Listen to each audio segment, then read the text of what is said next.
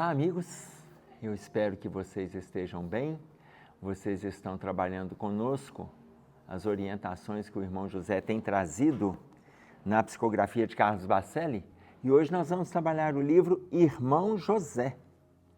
E no livro Irmão José, nós vamos trabalhar o capítulo 5, cujo título É Preciso que Saibas. É preciso que saibas. Olha a objetividade. É preciso que saibas que o teu desânimo não solucionará nenhum de teus embaraços. É preciso que saibas que o teu desânimo não solucionará nenhum de teus embaraços. Isso aqui já é muito curioso para que nós entendamos. Porque, veja, quando ele coloca para nós que o nosso desânimo não soluciona, eu quero estabelecer com vocês, muito antes de trabalhar a solução do problema, a solução do embaraço, a solução da dificuldade, existe uma diferença entre desânimo e procrastinação. Desânimo e procrastinação não é a mesma coisa. Por exemplo, para começar uma tarefa, você adia e muitas vezes você fala assim, estou desanimado. Você não está desanimado. Por quê? Porque procrastinação, ela acontece antes de você começar. Depois que você começa, não tem procrastinação, tem desânimo. O desânimo, ele faz você muitas vezes parar a tarefa. A procrastinação, ela acontece antes de você iniciar a tarefa. Não, qualquer hora eu arrumo esse guarda-roupa. Qualquer hora eu vou começar a estudar para o concurso. Qualquer hora eu começo a frequentar a casa espírita. Isso é procrastinação. Qualquer hora. Já frequentou alguma vez? Não, nunca fui. Você arrumou seu guarda-roupa? Não, sempre teve alguém para arrumar para mim, mas você nunca arrumou. Você já começou a estudar para o concurso? Não, eu estou adiando, ou seja, estou procrastinando. Depois que você começa, aí você está 1 mês, 2 meses envolvido e quer parar. Aí eu estou procrastinando. Procrastinando o quê? Dar continuidade? Você já começou. Você não está procrastinando, você está desanimado. O desânimo, ele acontece depois que você inicia uma tarefa. A procrastinação, antes de iniciar a tarefa. Enquanto você não inicia, você está procrastinando. Ah, eu estou precisando de fazer uma dieta. Você joga para toda segunda-feira. Depois naquela, nós já está faltando 2 segundas para terminar o mês, eu vou deixar para o mês que vem. Aí o dia 1º cai numa sexta, não, eu vou deixar para a próxima segunda, para o dia 4. E assim você vai no movimento de procrastinação. Isso é procrastinação. Depois que você começa com o desânimo. Nossa, mas eu estou desanimado de continuar. Eu estou desanimado de progredir. Eu estou desanimado de prosseguir. Isso sim, existe o desânimo. Eu estou colocando isso para vocês para que não haja confusão no entendimento do termo, ok? É preciso que saibas, então, o texto diz para nós que o teu desânimo não solucionará nenhum de teus embaraços, porque se eu desanimo, eu já iniciei. Eu quero que a resposta chegue para mim antes de continuar. Eu quero que a resposta chegue antes de eu concluir. Eu quero que a resposta chegue a título de solução antes de eu chegar no final, que o teu desânimo não solucionará nenhum de teus embaraços. É preciso que saibas. É preciso que saibas. Que as tuas queixas não arredarão o menor obstáculo do teu caminho. O André Luiz tem um texto sobre queixumes que está no livro Sinal Verde. E ele coloca para a gente que as tuas queixas não arredarão o menor obstáculo do teu caminho. Não é porque você começa a se queixar diante de uma dificuldade que aquela dificuldade vai desaparecer. Muito pelo contrário, quanto mais a gente se queixa, mais a dificuldade agrava. Ela vai se tornando pesada. Ela tinha o mesmo peso inicial, o mesmo peso. À medida que a gente começa a se queixar, ela vai sendo agravada. Ela vai sendo piorada. Por quê? Porque a gente somatiza esse peso para o nosso envolvimento com a dificuldade. para o nosso envolvimento com o caminho. Tem uma pedra, o livro do psicólogo americano Barry Stevens, que ele vai trabalhando vários casos de atendimento na clínica e nos cursos que ele dá. O livro dele, Não Apresse o Rio, ele corre sozinho, ele vai explicando como que o rio vai fazendo o movimento de envolver o obstáculo, envolver a pedra, envolver o morro, mas ele corre. A água não... A água, gente, tem que sair. A água tem que sair, ela não para. A água não para, ela tem para onde correr. Tá claro? Então, se é assim, e ele vai colocando, por que nós não fazemos como faz o rio? Que sai contornando os obstáculos e ele corre sozinho. Não precisa de ninguém soprar a água. Não precisa soprar para ela poder chegar no seu destino. Então, quando ele coloca para nós aqui, as suas queixas não arredarão o menor obstáculo do caminho. Não arreda. Ela não se afasta.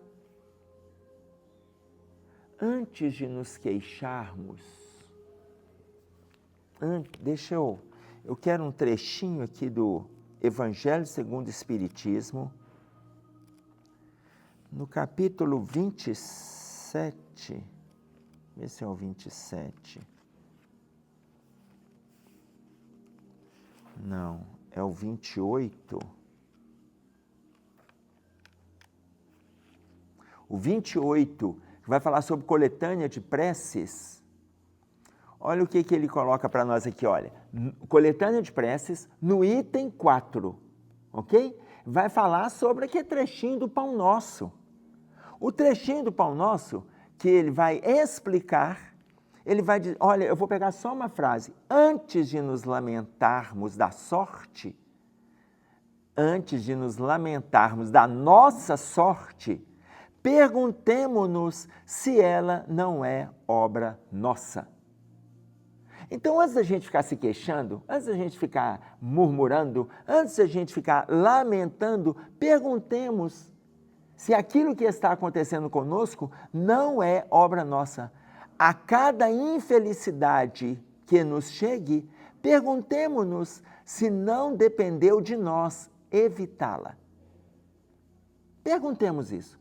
Porque muitas vezes depende da gente, mas a gente faz o movimento de adiamento, ou seja, parágrafo anterior, procrastinação, a gente não resolve não. E aquele obstáculo, ele vai crescendo, ele vai aumentando. Aí quando a gente traz para dentro que agora eu tenho que resolver, o que antes era uma pedra virou um morro. Eu não fiz movimentos nenhum para resolver quando estava ali diante dos meus olhos, no primeiro momento que apareceu, eu fui adiando, procrastinação. E aí eu começo a me queixar do obstáculo. Ele coloca, questione se não é obra sua. E aí ele continua, que a tua rebeldia não te isentará, olha, é preciso que saibas, pegando o título, tá? É preciso que saibas que a tua rebeldia não te isentará do trabalho que precisas fazer. A tua rebeldia não vai mudar em nada o que precisa ser feito. Não é porque você está rebelde, não é porque eu estou rebelde, que aquilo alguém vai fazer por mim. Se eu tenho que fazer, a minha rebeldia só vai complicar. Não é porque eu estou rebelde que aquilo... de repente alguém vai ter dó de mim pela minha rebeldia, vai lá e faz. Gente, vou pegar um exemplo simples. Você mora sozinho. Não, vou pegar um exemplo concreto aqui. Minha filha, quando ela saiu de casa e foi morar sozinha, aprendeu a fazer tudo. Estando dentro de casa, aprendeu tudo. Quando ela resolveu que ela iria sair de casa, no primeiro dia que ela saiu para trabalhar, primeiro dia, morando já no apartamento dela, quando ela voltou para casa e as vasilhas estavam na pia, do jeito que ela deixou, ela mandou para o grupo das irmãs assim, meninas, sabe o que eu descobri hoje? Que ninguém faz por nós. O dia que vocês saírem de casa, vocês vão ver. Porque nós, lá em casa, temos a atitude do seguinte, um passou e viu, vai lá e faz. Não deixa assim, alguém deixou lá, estava corrido, deixou algumas coisas lá na pia, o outro passou, lava. Aquele lá estava corrido, entenda a correria do outro. Se não foi por preguiça, por desânimo, procrastinação, adiamento, revolta, não foi por esse motivo, porque se foi por esse motivo, depois aquela pessoa pega e faz. Se não foi, é pela correria, pelas atribulações, pelas tarefas, pelo horário, não tem problema. O outro que passou vai lá e faz, gente. Isso se chama cooperação, solidariedade, trabalho. Isso faz parte do relacionamento da família. Tá claro?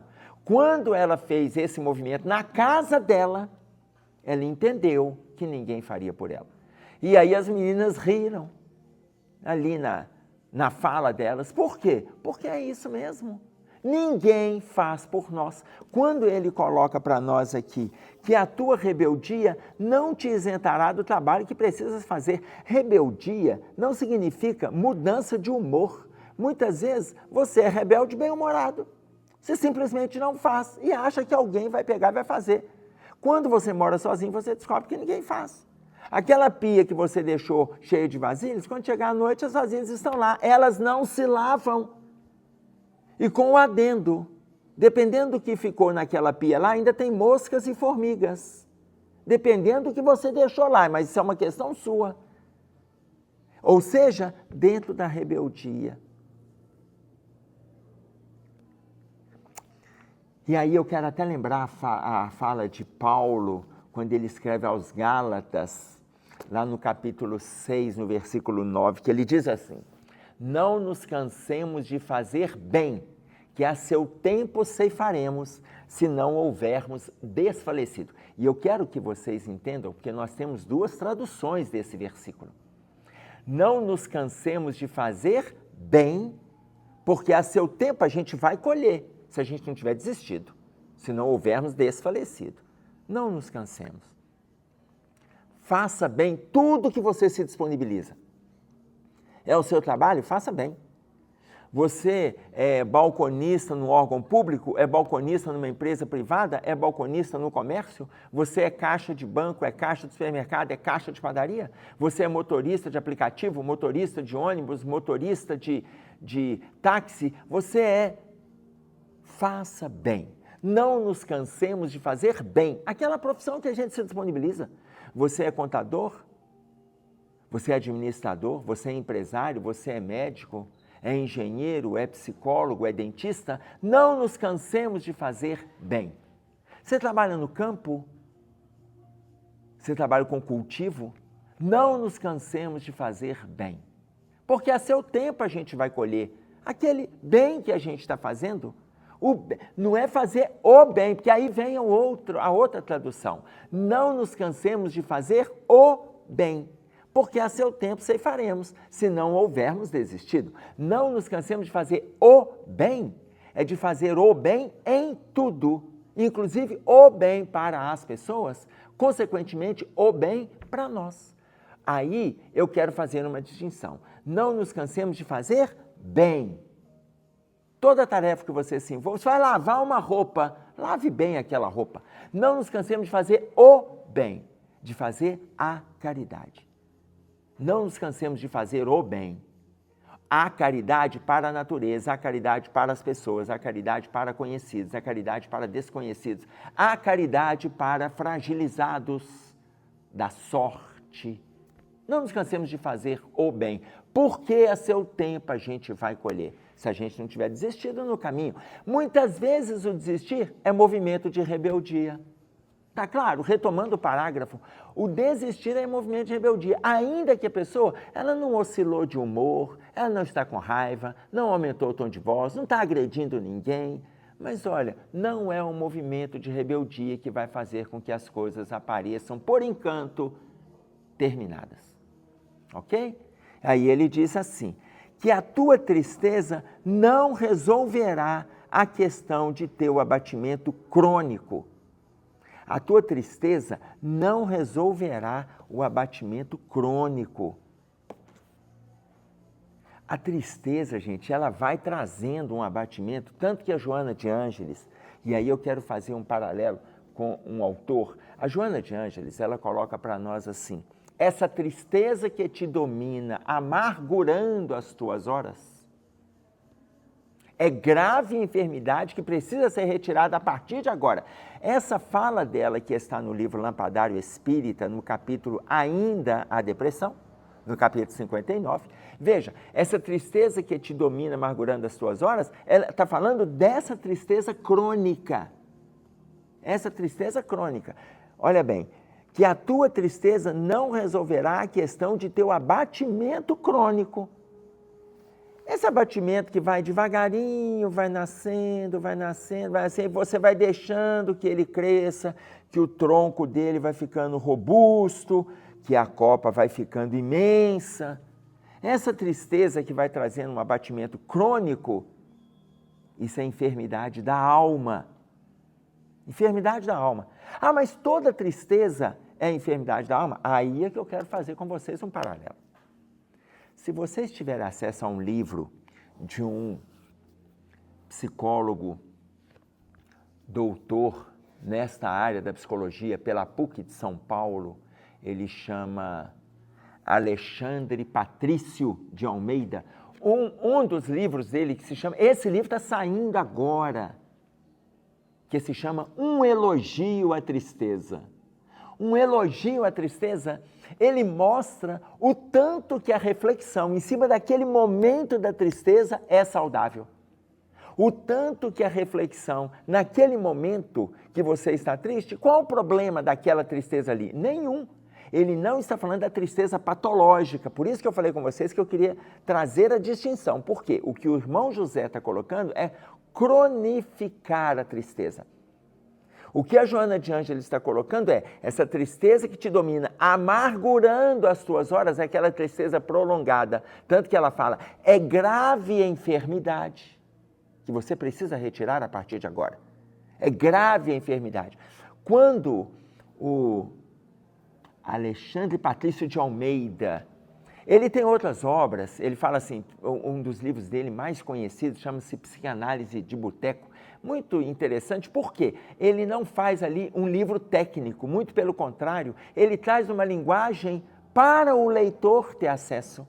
Ele não tem que ter profundidade na teoria psicanalítica, psiquiátrica ou psicológica para entender as colocações que ele está trazendo. Ele está trazendo para as pessoas.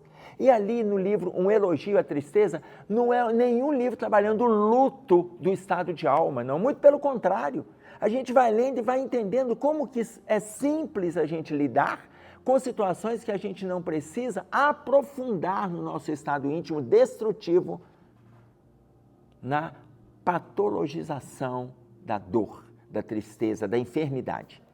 Está claro isso? Por isso ele fala lá no Elogio à Tristeza, não tem problema você ter os seus momentos de tristeza, você de vez em quando parar, chorar, refletir, por quê? Porque muitas vezes aquele momento ali é mola propulsora para os próximos passos. Significa uma parada para reflexão. Uma parada para reflexão. Eu estou com uma tristeza, mas eu não estou conseguindo identificar. Deixa eu ver o que está me trazendo, que momento que ela chegou, como estão as minhas relações, faz uma autoavaliação. E ele vai proporcionando várias situações para que nós façamos essa reflexão. E aí ele continua, o irmão José continua, que o teu azedume é fator agravante de qualquer situação adversa. O teu azedume agrava qualquer adversidade no seu caminho. As pessoas que são azedas, mal-humoradas, que estão sempre com a expressão facial ali, não vou dizer nem mal interpretada, elas já fazem questão que a interpretação seja negativa daqueles que se aproximam. Elas nem gostam que as pessoas se aproximam. Quando você vai cumprimentá-las, elas têm sempre uma resposta mal-humorada para ti. Você fala com ela, e aí, fulano, bom dia, fala bom dia para você. Olha, só dela já começar o dia assim, está azeda. Eu tenho uma reflexão que eu gosto de trazer nesse momento aqui, que eu estava uma vez no elevador lá do prédio que eu trabalho. Eu cheguei de manhã cedo e estava subindo uma senhora comigo, ela estava indo para um consultório médico, e eu sei disso pelo andar que ela apertou. Aí eu cheguei, entrei no elevador, apertei e falei assim, bom dia. E aí ela pegou e falou assim, e eu te conheço? Ô, gente, era antes de 8 horas da manhã. Quando ela me falou assim, eu te conheço? Eu respondi para ela, não, a senhora não me conhece, mas é de bom grado a gente estando em ambiente fechado, a gente começar o dia cumprimentando as pessoas, independente de conhecê-las. E aí ela baixou a cabeça e fez aquela expressão assim, bom dia, de mau humor. Olha, é uma questão dela, essa questão não é minha. Então, quando coloca, o teu azedume é fator agravante de qualquer situação adversa, eu não sei o que se passava com ela. Eu não sei se ali havia um problema de adoecimento, possivelmente uma preocupação, ela estava indo para o médico. Entretanto, o azedume agrava qualquer situação. O azedume agrava. A proposta é que a gente não abrace o azedume, é que a gente não abrace. Que o teu azedume é fator agravante de qualquer situação adversa. E aí, no último parágrafo, ele coloca para nós, é preciso que saibas que a única maneira de resolver esse ou aquele problema que apareça é aceitá-lo com resignação e começar a agir para desatar-lhe os nós. O título é preciso que saibas. E aí ele fecha para nós, retomando o título. É preciso que saibas que a única maneira de resolver esse ou aquele problema que apareça é aceitá-lo com resignação e começar a agir para desatar-lhe os nós. Começar a agir para desatar os nós. É preciso que nós saibamos isso. Porque, veja, o começar a agir para desatar os nós, vocês viram o que a gente colocou aqui no iniciozinho, quando fala para a gente a diferença entre procrastinação e desânimo. É preciso que saibas que a gente então tem que caminhar, que é caminhando que a gente vai desatar os nós. Eu posso até passar por algum momento de desânimo. Ah, mas tem diferença. Então, ficou claro? Desânimo não é procrastinação. Desânimo é você começar uma caminhada e desistir. Ah, tá difícil demais, eu não vou continuar. Procrastinação é você não começar a caminhar. Tá claro? É preciso que nós saibamos isso. Por quê? Qual é o objetivo? É porque nós precisamos desatar os nós. Desatar os nós. Todo mundo tem nós na estrada. Todo mundo tem problemas no caminho. No capítulo 20 lá do Evangelho segundo o Espiritismo, no item Ide e pregai, olha a orientação da espiritualidade. Marchai, ó grandiosa falange da fé. Marchai. Olha, hoje, com tudo que nós temos aqui, nós não temos necessidade nenhuma de procrastinar, ou seja, de adiar a nossa caminhada. Não temos necessidade nenhuma com tudo que a gente já conhece. Mas como que eu vou desatar os nós? É preciso que saibas que esse caminho tem que ser trilhado. Senão eu não desato, senão eu não vou romper com esse investimento as situações que estão sendo apresentadas para mim. Atenção, situações que eu criei numa outra época. Marchai, grandiosa falange da fé. E aí, nesse item, ainda no Ide e pregai, no capítulo 20 do Evangelho segundo o Espiritismo, ele diz mais: que importam as emboscadas que armam contra ti? Que importa?